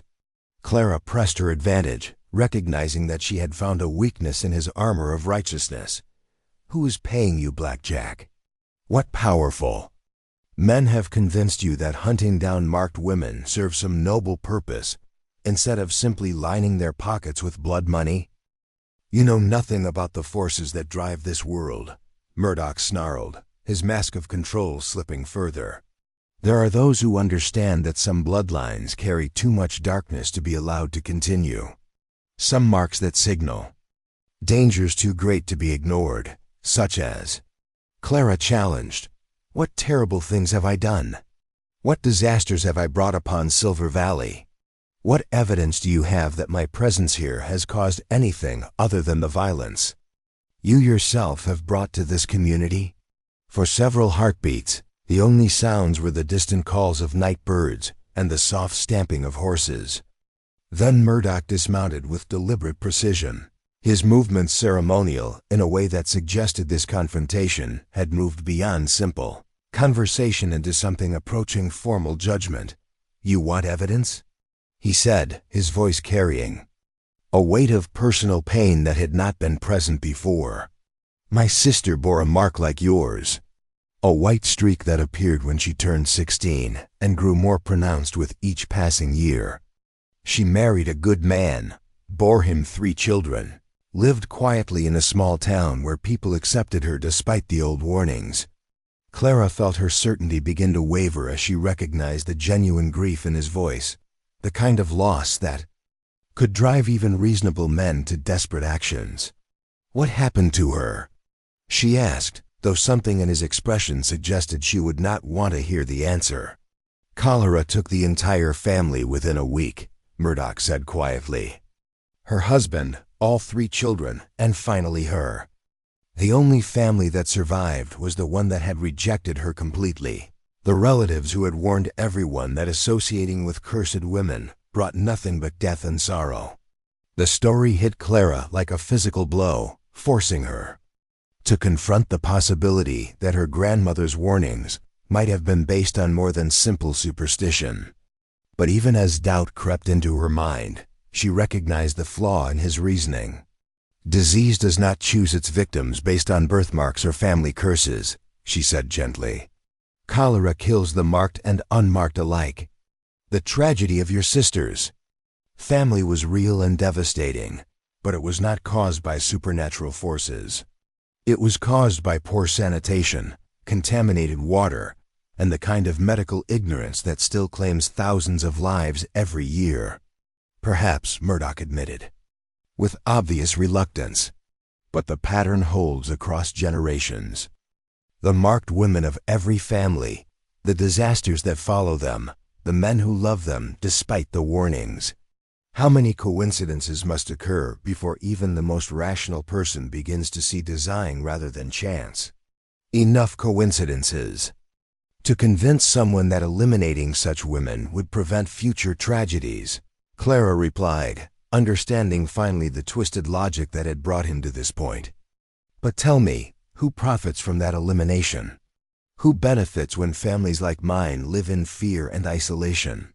Who gains power when communities are kept divided by superstition? The question hung between them like a sword suspended by a thread. And Clara could see in Murdoch's expression that he was beginning to grapple with possibilities he had not previously considered. But before he could respond, the sound of approaching horses shattered the delicate balance of their conversation. New riders emerged from the darkness, but these were not Murdoch's men. The approaching group carried military colors and moved with the precision of professional soldiers rather than outlaw raiders.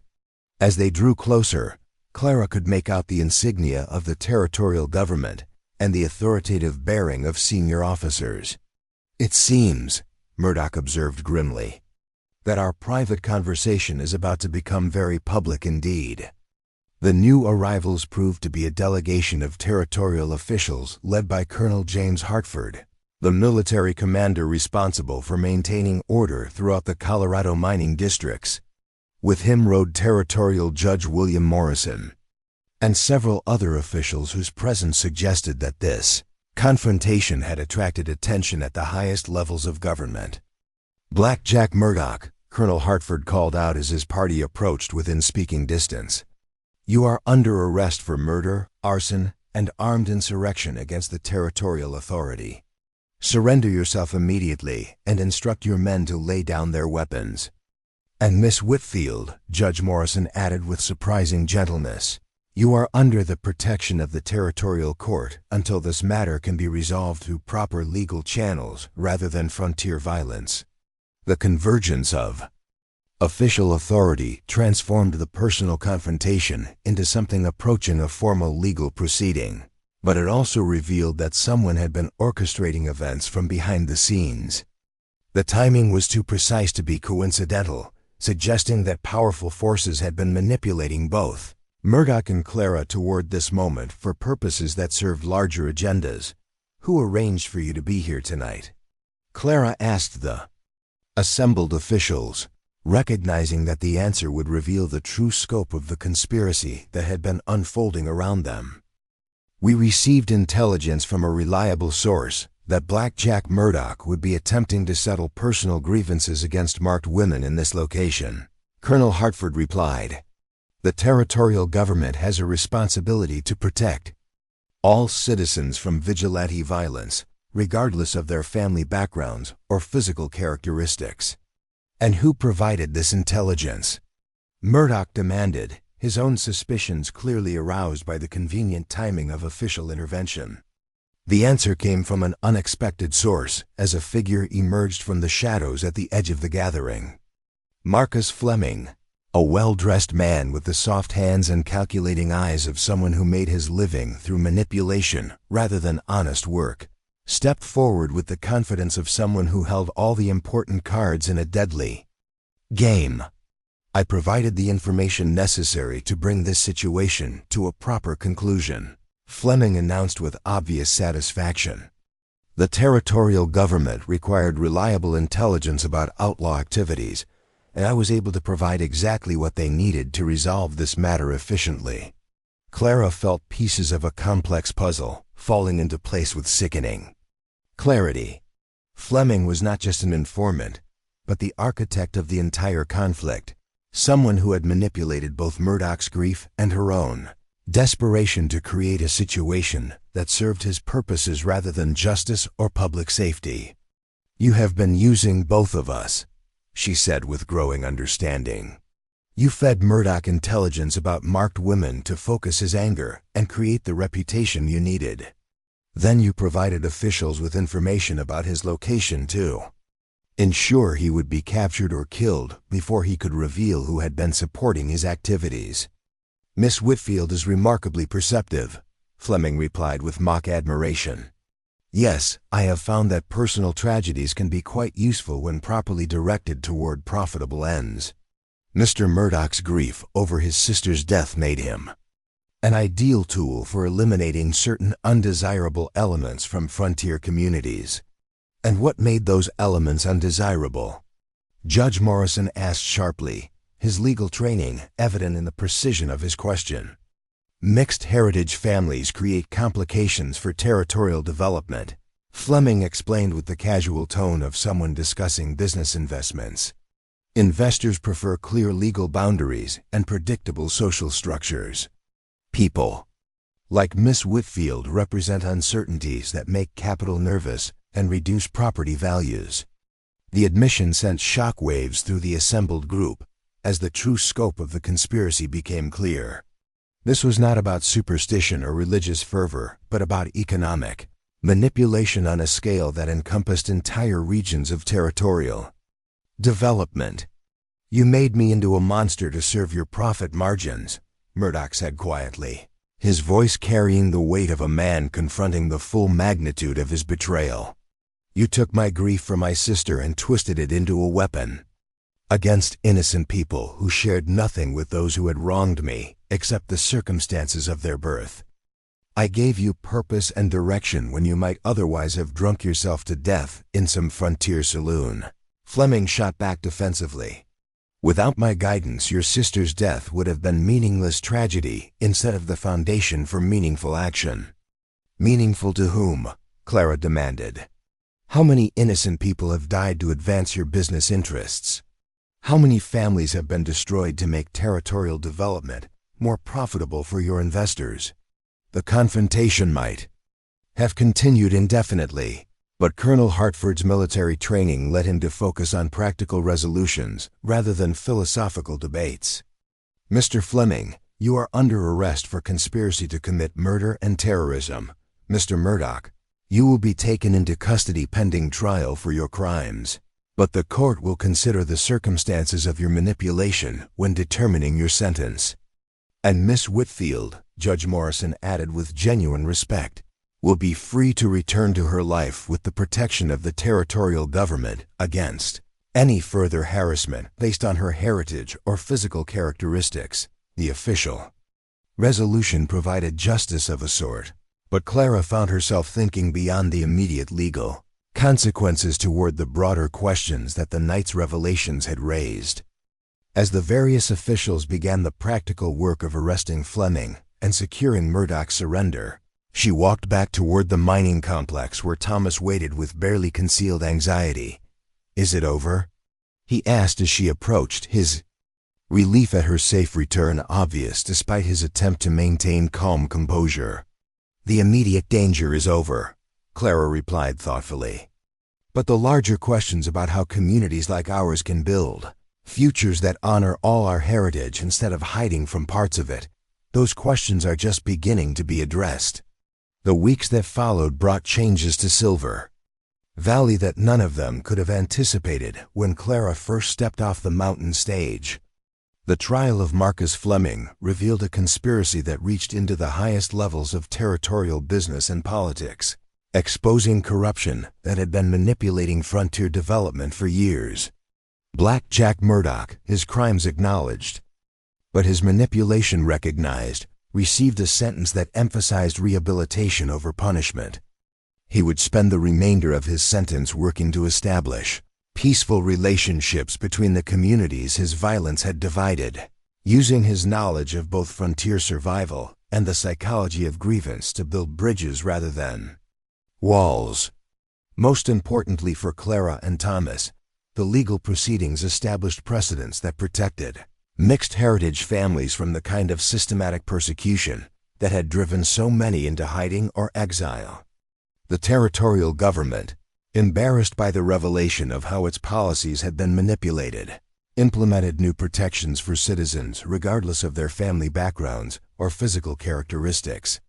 The wedding that took place 3 months later in Silver Valley represented everything that Clara and Thomas had hoped their community could become. The ceremony was conducted in both English and Irish Gaelic, honoring the traditions that Clara had been taught to hide while embracing the American customs that Thomas had adopted. Mrs. Sullivan had outdone herself preparing foods that honored all the cultures represented in their diverse community, while miners and officials alike celebrated the kind of future that became possible when people chose understanding over fear. Judge Morrison, who had remained in Silver Valley to oversee the legal aftermath of the conspiracy, performed the civil ceremony with obvious pleasure at presiding over such a positive conclusion to their legal troubles. But perhaps the most meaningful moment came when Clara stood before the assembled community, with her white streak gleaming in the afternoon sunlight, no longer hidden but displayed as proudly as any badge of honor.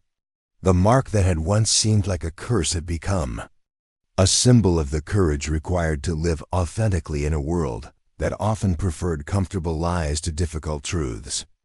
As she spoke her vows in the language her grandmother had carried across an ocean, Clara felt the presence of all the women who had come before her, those who had hidden in fear and those who had died for their refusal to surrender their identities to other people's expectations. But most powerfully, she felt the potential of all the women who would come after, who might grow up in a world where difference was celebrated rather than concealed. The reception that followed drew visitors from throughout the territory, creating exactly the kind of inclusive community that Clara and Thomas had envisioned when they first spoke of building bridges between different worlds. Children played together without regard for the family backgrounds that had once seemed so important, while their parents discovered that shared hopes for the future mattered more than different memories of the past. Black Jack Murdoch attended, under guard but with dignity, his presence serving as a powerful symbol of redemption that had become possible when people chose healing over hatred. His conversations with community members throughout the evening were conducted with honesty and genuine remorse, marking the beginning of a rehabilitation process that would take years to complete, but had finally begun in earnest. The most touching moment came when young Sarah Fleming, the 8-year-old daughter of the disgraced conspirator, approached Clara with tears in her eyes and asked if it was true that marked women brought death to everyone they loved. Clara knelt before the child, understanding that her answer would help shape how the next generation thought about difference and belonging. "The only thing marked women bring," Clara said gently, "is the same mixture of joy and sorrow, success and failure, love and loss that every human being carries with them through life. The marks on our bodies do not determine our destinies. Our choices and actions do that." The exchange created a moment of profound understanding that rippled through the entire gathering, demonstrating the power of honest conversation to heal wounds that violence and deception had created. If a child could learn to see past the superstitions that had divided their community, perhaps the cycle of fear that had poisoned frontier relationships for generations could finally be broken. As the evening progressed, practical discussions began to emerge about how the new approach to territorial development would actually function. Colonel Hartford and several business leaders discovered they shared concerns about building sustainable communities rather than simply extracting resources and moving on to new opportunities. Dr. Elizabeth Warren, the territorial physician who had come to investigate the medical claims surrounding cursed bloodlines, found herself documenting the evening's demonstrations of community healing that transcended anything she had learned in medical school. Her research would eventually contribute to new understanding of how social isolation and persecution affected public health outcomes. The transformation was not without its challenges, of course. Several families from neighboring settlements maintained their belief that any accommodation with marked individuals represented dangerous weakness that would inevitably lead to broader social collapse. Their resistance served as a reminder that changing deeply held prejudices would require patience and persistence, rather than single dramatic gestures. But the foundation had been laid for something better, and as Clara and Thomas began their married life together, they did so with the knowledge that their children would inherit a world where authenticity was valued over conformity, where courage was honored over comfort, and where love had proven stronger than the fear that had once seemed insurmountable. Years later, when historians wrote about the changes that transformed frontier communities from collections of isolated individuals into genuine societies, they would point to events in Silver Valley as a turning point where ordinary people chose extraordinary courage. But for Clara and Thomas, the most important victory was much simpler and more personal. They had found a way to love and be loved without hiding who they were, creating a life that honored all aspects of their heritage while building something entirely new for the future. In a world that had taught them to believe their very existence was dangerous, they had discovered that the greatest rebellion was simply insisting on the right to be themselves. The mail-order bride who had once been terrified to reveal her true identity had become a woman who helped write new definitions of what belonging could mean in American frontier communities. And in the end, that transformation proved to be the most powerful force of all, not the violence that destroyed, but the love that built something better from the ashes of old fears and ancient prejudices. Up next, you've got two more standout stories right on your screen. If this one hit the mark, you won't want to pass these up. Just click and check them out.